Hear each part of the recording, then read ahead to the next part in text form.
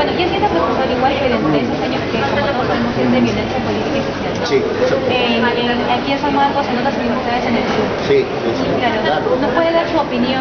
Ya de la década, sí, de la década del 70, ya más en 80 hubo fuertes movimientos universitarios y sobre todo en ciertas identidades políticas partidarias, ¿no? Por ejemplo, aquí había bastante presencia de Patria Roja, ¿no?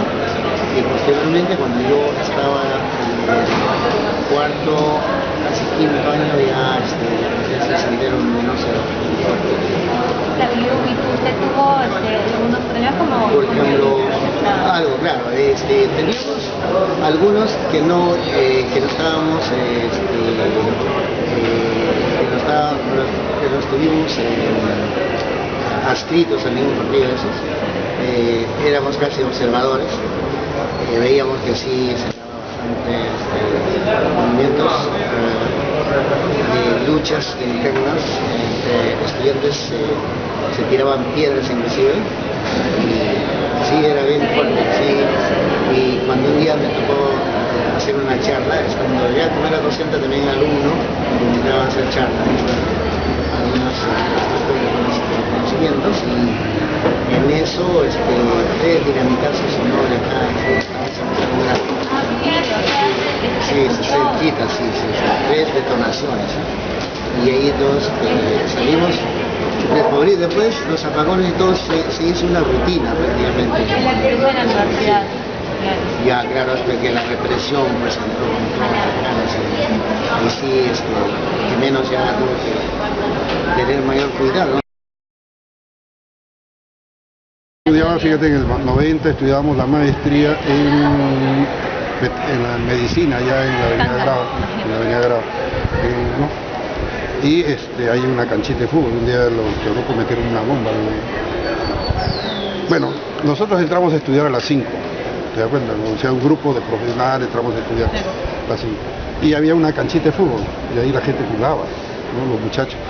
Y sobre todo a las 6, 1 minuto, entraba toda la gente de los terrucos y daban, digamos, loas y felicitaban la marcha de Abimael. 2, 3 minutos máximo, y después se salían por todas las puertas. Tú sabes, medicina tiene puertas por todos lados, ¿no? Se salían por ahí. Al ver eso, pusieron una tanqueta y un grupo de soldaditos, ¿no? Para evitar que a las 6 de la tarde, ¿no?, todos los terrucos, ¿no?, se reunieran. Entonces no pasaba nada. Entonces un día los muchachos jugaban fútbol con los soldaditos, jugaban fútbol. Y en eso que jugando fútbol, agarraron una pelota y la mandaron debajo del tanque, de la tanqueta, y volaron la tanqueta. Y yo entraba a las clases ese día y vi como si fuera un carro, la tanqueta se elevó y los soldaditos comenzaron a disparar, ¿no? Se alocaron. Fue un momento muy violento. Entonces mucha gente lloraba, se tiraba al suelo, mucha gente se quería salir por los muros que daban a la Avenida Grau, pero la gente estaba desesperada. Entonces nosotros estudiamos ahí, inclusive en las clases a veces tiraban volantes, ¿no? Estamos hablando del 90, 91. Fue muy bravo. Ahora yo creo que son condiciones que ojalá no regresen. Ahora lamentablemente el Estado y el gobierno no hacen nada. Las raíces del mal están. Las raíces del mal están. O sea, toda esta podredumbre del sistema corrupto en el cual vive el Estado, eso puede generar todo ese tipo de reacciones también. La presencia de los grupos alzados en armas, ya sea Sendero Luminoso o el Movimiento Revolucionario Tupac Amaru, se encontraba en todas las universidades, tanto nacionales como particulares. Claro que por una cuestión de marketing y publicidad solamente se habla de las universidades nacionales y no de las particulares, aunque muchos cuadros políticos de Sendero y del MRTA provienen de universidades particulares y de familias muy adineradas. Pero por una cuestión de clase social y de manejo de los medios de comunicación, siempre se dice pues que los nidos de senderismo eran la Universidad de Huamanga en Ayacucho, la Universidad de Arequipa en Cusco, la Universidad del Cusco, la Universidad de Arequipa, de Cusco, y en el caso de Lima, era pues San Marcos, la UNI, Cantuta y alguna presencia en la Universidad del Callao.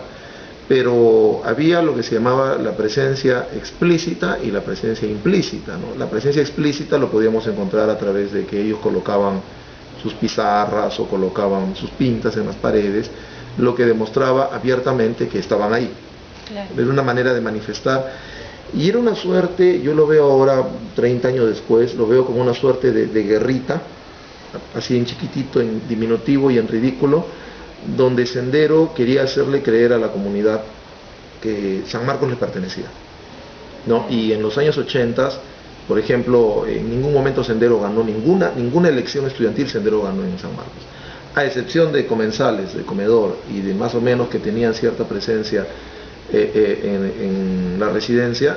En las demás facultades Sendero era prácticamente invisible, solo que aprovechaban la oscuridad de la noche para venir a las facultades a hacer pintas. Claro.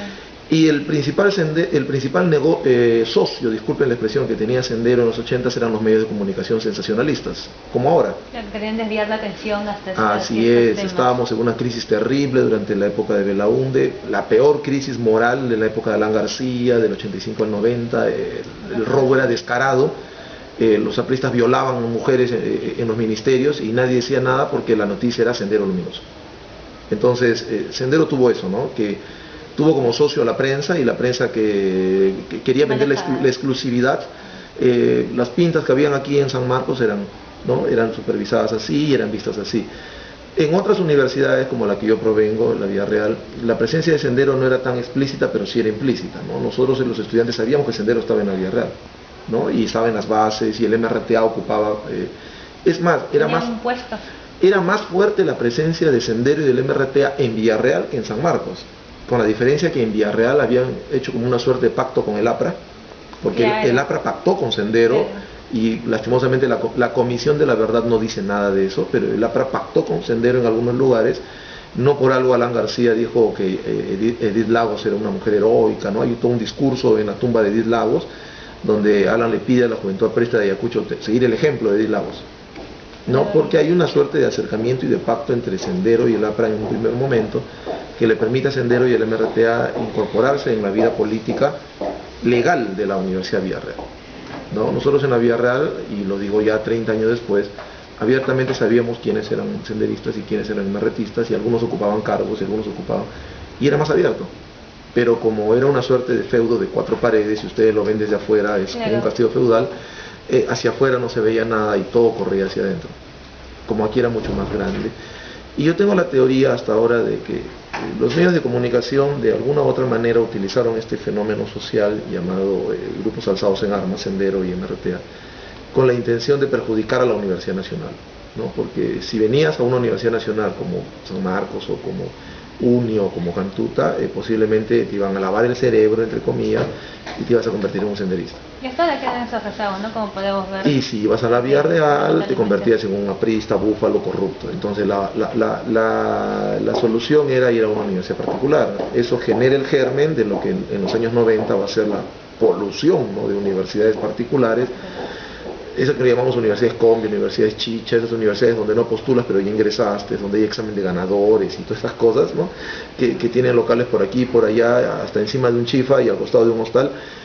Esas se vieron beneficiadas con esa presencia fantasmal de Sendero en nuestras universidades. Son como que los resultados que hubo de todo ese contexto y también su crecimiento de ellas. Es que había un elemento que no se ha visto. Sendero Luminoso no reivindicaba nada. Si había algún atentado, ellos no decían nosotros hemos ido. A nivel mundial, por ejemplo, la ETA, el ejército vasco, ellos sí reivindicaban sus atentados. Hemos colocado una bomba aquí o hemos matado a fulano de tal. Sendero no se atribuía nada. Y nosotros creemos que por lo menos la mayor de la mitad de los apagones, de los famosos apagones en Lima, que consistía en derribar 1 o 2 torres de electricidad y toda la noche la pasábamos sin electricidad, sobre todo las grandes mayorías o los sectores populares, esto ha enriquecido gente, ha habido gente que se ha vuelto millonaria levantando torres.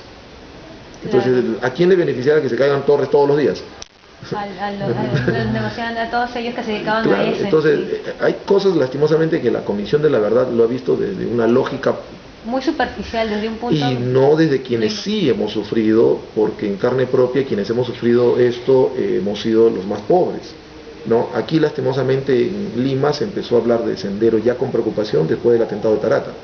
Claro, porque todavía se veía que esto era más de provincias incluso. Pero nadie Sí, dijo nada cuando volaron la comisaría de Coyique, cuando volaron la comisaría de Apolo, cuando volaron la comisaría de San Cosme, el camión bomba que voló la comisaría del mercado de frutas y mató a más de 70 personas, y nadie dice nada. Pero el de Tarata, o sea, pareciera que los muertos de Tarata, que es lastimosamente, es una lástima que haya habido muertos, es como que la noticia como que valen más claro, que los muertos de los borrachitos de la parada. no, y ¿no? definitivamente Entonces, no. hay un elemento que todavía no se ha logrado ver en Sendero, que lastimosamente hay que decirlo, ¿no? Como que de alguna manera fue el socio perfecto que tuvo lo que luego se va a llamar el modelo neoliberal. Hasta ahora. Claro. Los alumnos de San Marcos este año toman las puertas de la universidad y lo primero que dice una pseudo periodista, no son estudiantes, son aprendices de terrorismo. No, y... Entonces, el San Benito, sí, ¿no? El San Benito era el traje que se le ponía a los que iban a ir en la Santa Inquisición. Ahora el San Benito es un término, ¿no? Senderista. No quiero que vaya a la minera Conga, senderista. No quiero senderista, no, terrorista. Entonces, no hay un debate, no hay tampoco un intercambio de ideas, no solamente... como que el fenómeno violencia claro, política de los 80 favorece el modelo y favorece el sistema, ¿no? Entonces, aquí hay algo que todavía no se investiga bien.